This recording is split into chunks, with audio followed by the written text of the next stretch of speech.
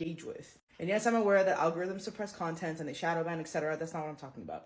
Why isn't that what you're talking about?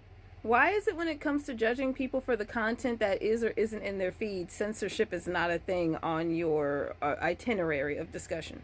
If we know that censorship is happening, we should definitely let go of this idea that any of the mainstream outlets are going to have an unbiased delivery on what they're doing. This is less about what's in people's feeds and more about what people have screen recorded and shared on their Discord, Signal loops, Telegram loops, whatever got uploaded to PeerTube or any of the other non-mainstream outlets, even Vidly. Vidly, with all of its issues, that's probably where we're gonna get the most unbiased stuff, and like whatever else you can think of. But the two things that come to mind for me are Vidly and PeerTube. The people who are willfully ignorant are the people who don't want to be in this discussion. They don't want anything to do with it.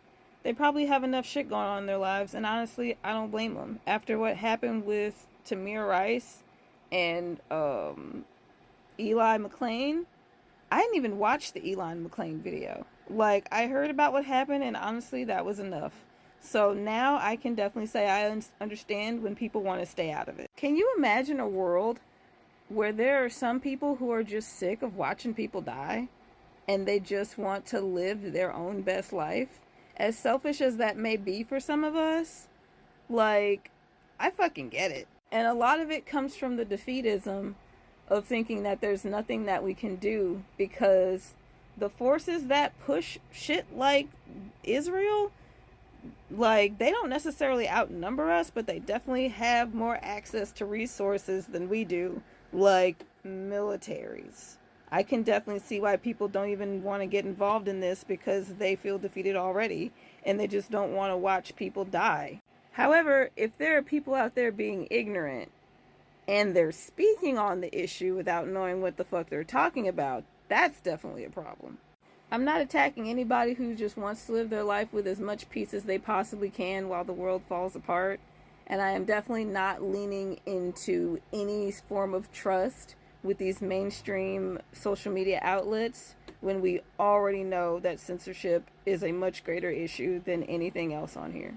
Every issue that we have goes back to censorship. The reason why you may or may not have heard about somebody being inappropriate with children probably has something to do with censorship and suppressing that content. The reason why you haven't heard about Palestine, very much censorship and shadow banning and suppressing content. Like, the only way out of it is to get off of these mainstream outlets. Like, let's really expand this conversation and stop depending on TikTok, Instagram, and YouTube. And if anybody knows any other video site alternatives where, you know, users upload on it, which is no longer Dailymotion, put it in the comments.